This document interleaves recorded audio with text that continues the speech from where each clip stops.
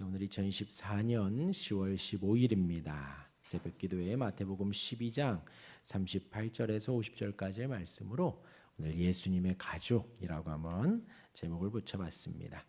이 지난 금요일에는 예수님이 어떠한 분이신지 말씀을 드렸습니다. 우리 예수님 긍휼하심과 자비하심이 풍성하시다 했습니다. 예수님을 향하여 공격하는 이들을 상대로 함께 다투지 않으시고 소리를 내지도 않으셨습니다. 또한 쓸모없는 상한 갈대를 꺾지 않으십니다. 당시에 갈대라 하면 길이를 재는 용도로 사용을 했는데 그 가운데 조금이라도 꺾이면 쓸모가 없어졌습니다. 버리는 것이 상식적인데 상한 갈대를 꺾지 않으시고 버리지 않으시고 또 꺼져가는 심지를 버리는 것이, 그리고 빨리 다른 새로운 심지를 끼워 넣어야 불을 다시 켤 수가 있거든요. 근데 이제 연기가 올라오는 꺼져가는 심지를 버리는 것이 상식적이지만 예수님은 버리지 않습니다. 마찬가지로 우리가 이런 상태임에도 우리는 상한 갈대요 꺼져가는 심지인 아무 쓸데없는 연약한 인간인 우리를 품어주시고 인도하시고 버리지 않으시는 사랑의 하나님, 긍휼의 하나님이시다라고 말씀을 드렸습니다. 또한 우리의 생각을 아시는 위대한 분이시고 온 세상에 가장 존귀하신 분입니다. 우리가 좋은 열매를 맺어야 한다 하였습니다. 좋은 열매를 맺는 것은 우리의 힘으로가 아니지요. 참 포도나무인 주님 앞에 잘 젖붙임 받아 붙어 있기만 하면 우리는 포도 열매를 맺을 수가 있습니다. 마찬가지로 좋은 열매에는 좋은 나무가 답입니다. 좋은 열매를 맺으려면요. 선한 열매, 좋은 열매, 주님께 잘 젖붙임 받아서 성령의 열매를 맺을 수 있는 우리가 되기를 바랍니다. 이어서 오늘 말씀은 예수님의 가족에 대한 말씀입니다. 이제 크게 두 단락으로 나뉘는데요. 하나는 38절부터 45절까지 한 단락입니다. 예수님의 가족이 아닌 이들의 모습을 나타내고 있고요. 또 46절부터 50절까지 한 단락으로 예수님의 가족의 모습을 보여주고 있습니다. 먼저 38절에서 이제 45절까지의 말씀을 보면 서기관들과 바리새인들이 또 예수님을 공격합니다. 어떻게 해요? 표적을 보여달라는 거죠. 표적을. 이에 대하여 예수님 말씀하십니다. 여기서 표적이라 하면 예수님이 메시아인 것을 증언하는 특수한 이적을 보여달라는 것입니다. 이러한 일들이 있었다는 거죠. 메시아다라고 하면 메시아로서의 특수한 표적이 필요하다라는 것입니다. 그래서 잠깐 여담이지만 제가 생각해 본 것이요. 이제 우리가 서로 예수님을 믿고 하나님이 허락하신 교회다. 우리의 이제 신앙 고백 속에도 거룩한 교회를, 공교회를 믿사오며라는 것이 사도신경에 포함되어져 있잖아요. 그런데 이제 어떤 표적이 있겠는가라는 거예요. 근데 이제 그 표적은요, 하나님이 우리에게 주시는 어떤 신비한 일들을 말하는 것이 아니라 우리가 하나님 앞에 얻는 하나님의 말씀의 표적일 수 있습니다.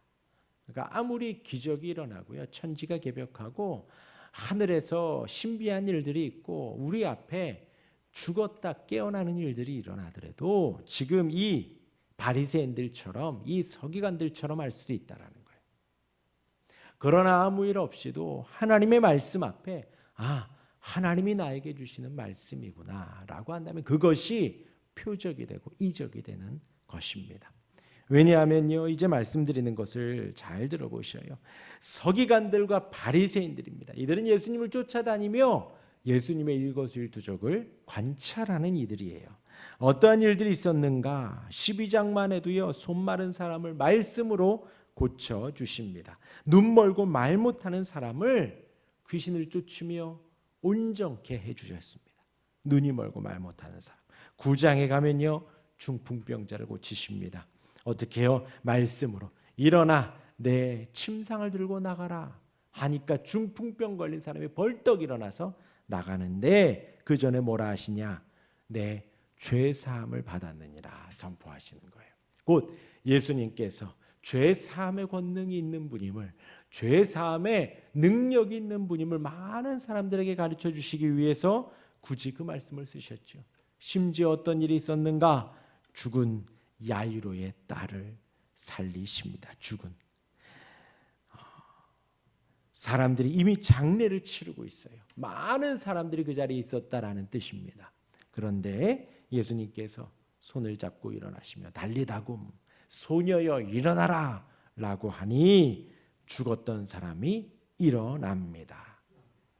거기까지 가면서 또 무슨 일이 있었어요? 혈루증 걸린 여인이 예수님의 옷자락만 잡고도 고침을 받습니다. 몇 년 동안요? 12년 동안 하혈을 하던 정말 아픈 그 사람이 온전케 되는 일들이 있지요.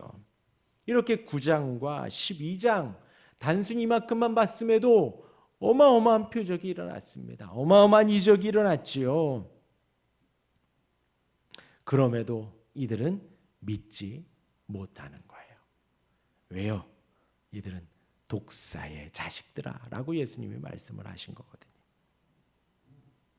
이들은 하나님의 택한 백성들이 아니라 독사의 자식들이다라는 거예요. 하나님의 백성들, 하나님을 사랑하고 예수님의 가족이라 하면 예수님이 말씀만 하셔도 그 말씀이 아멘 되어지고 그 말씀이 믿어지는 거예요.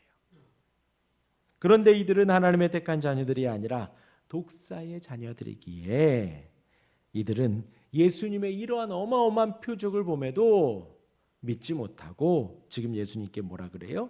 메시아적 표적을 달라고 지금 그 요구를 하고 있는 것입니다. 우리 예수님 답하십니다. 뭐라고요? 악하고 음란한 세대라는 거예요. 이들은 지금 자신이 바라는 표적을 달라는 것입니다. 지금 예수님의 표적들, 제가 아까 언급한 9장과 12장 그 외에 여태까지 오면서 하신 모든 표적들은 예수님의 구약의 말씀의 성취를 이루심이요, 예수님이 하나님이신 것을 온전히 드러내는 어마어마한 표적들인데 지금 이들은 자기들이 생각하는 표적을 달라는 것이죠. 그런데 생각해 보면 사실 이 시대도 마찬가지입니다. 예수를 믿지 않는 사람들 가운데에 대부분이 이래요. 지금 예수님의 신구약 성경 66권은 완전한 하나님의 말씀입니다. 완벽합니다. 절대적이죠. 절대적인 진리입니다. 모든 이들이 아무런 양심에 어떤 그런 거 없이 바른 양심을 가지고 말씀을 읽는다면 예수님을 믿을 수 있다라는 것이에요. 그런데 세상 사람들은 자기가 원하는 표적을 달라고 말을 하는 거예요. 자기가 원하는 말씀이 있어야 하고 자기가 원하는 삶의 증거가 나타나야 합니다. 그래서 이제 그런 분들 종종 보셨을 거예요. 자기가 가정에서 과거에 정말 열심히 다니면서 일을 열심히 했는데 집안에 안 좋은 일들이 생기더라. 난 그래서 교회 다니지 않는다. 뭐 그런 단적인 예를 말하면 그런 거예요. 단적인 예.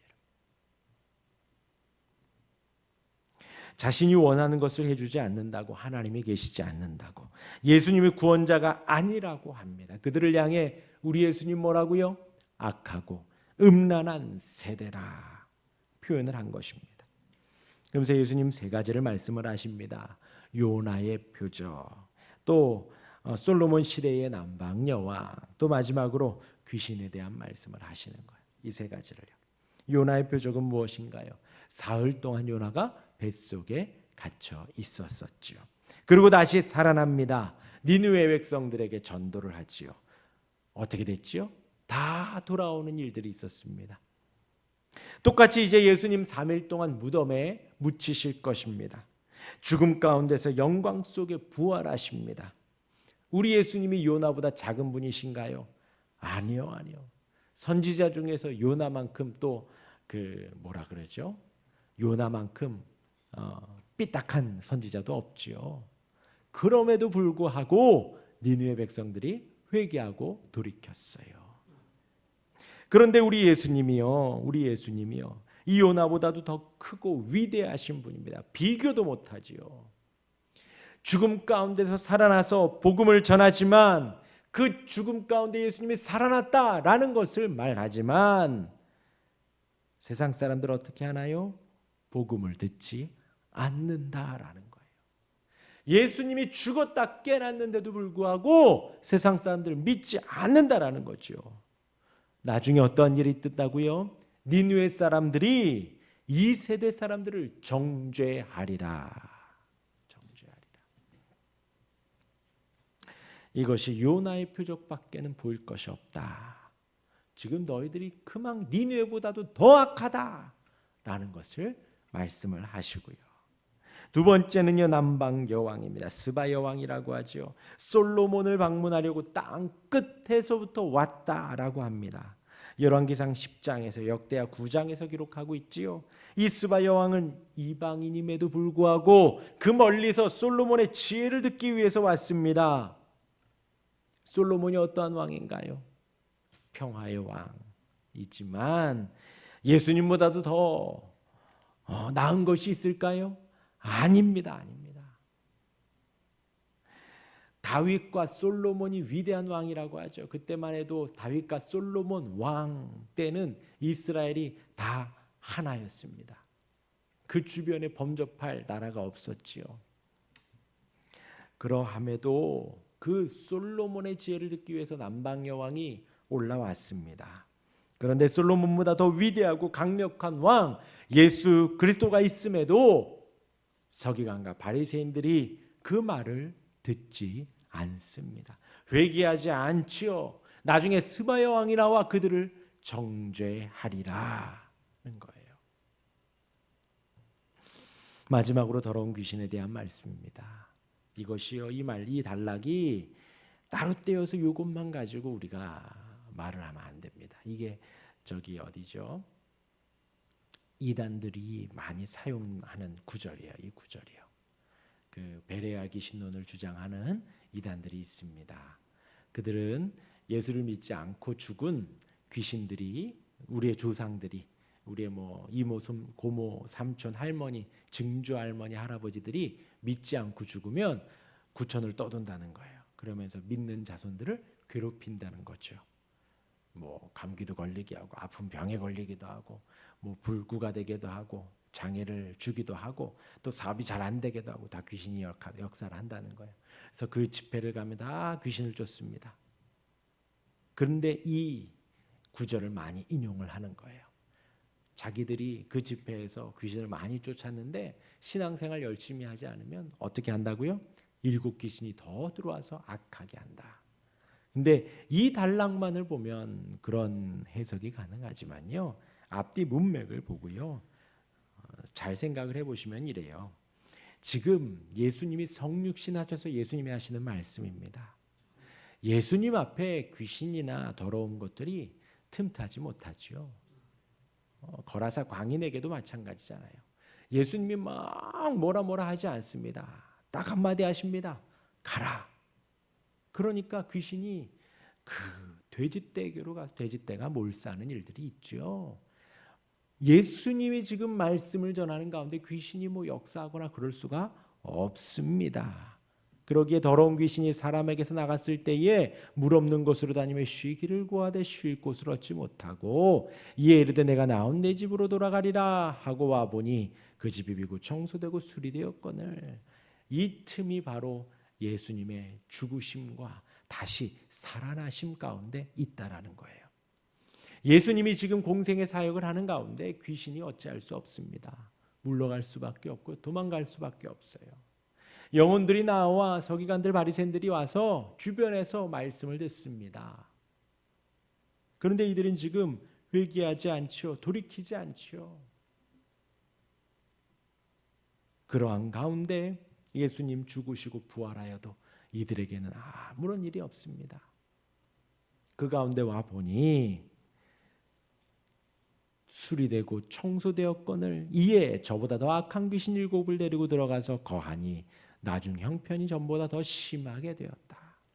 예수님을 직접 눈으로 보고 그 말씀을 들었던 그들이 예수를 믿지 않으니 그들의 나중 형편이 어떻게 될까요?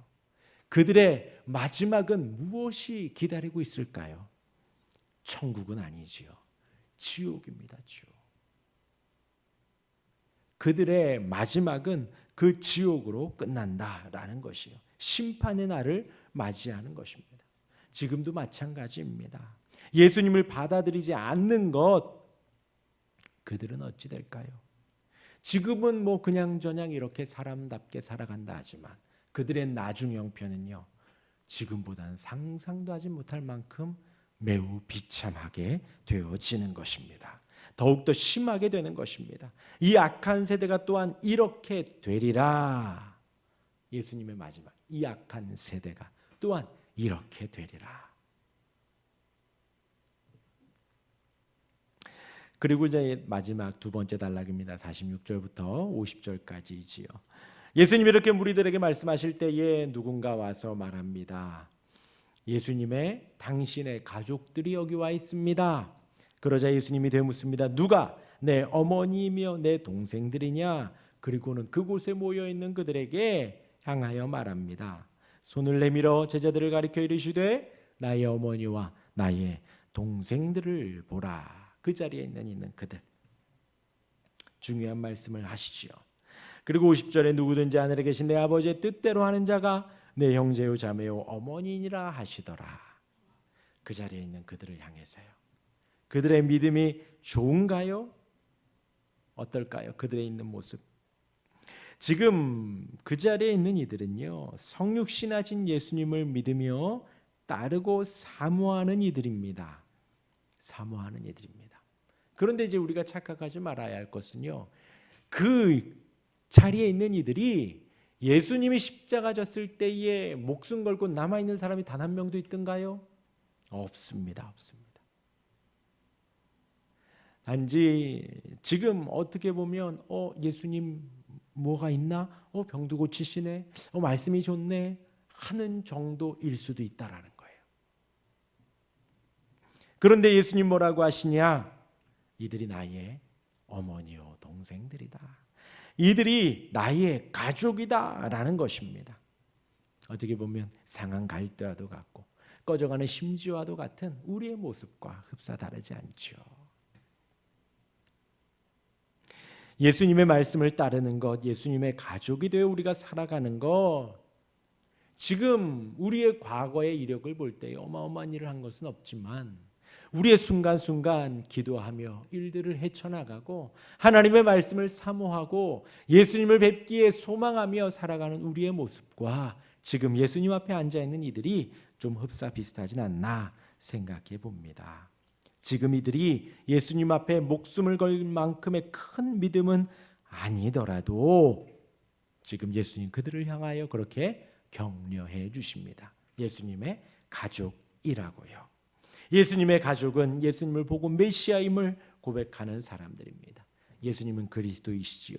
구원자입니다. 그 예수님을 따라 말씀을 듣고 아멘하고 그 자리에 앉아 있습니다.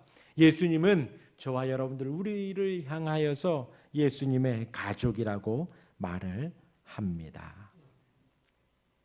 그렇게 우리가 예수님 가족 되어 살아갈 수 있기를 바랍니다. 말씀 속에서 하나님을 발견하고 하나님의 뜻을 찾으며 그대로 살아가고자 노력하는 기도하는 이들입니다. 그런 예수님의 가족이 되기를, 그러한 오늘 하루가 되기를 주님의 이름으로 축원합니다. 아멘. 기도하겠습니다.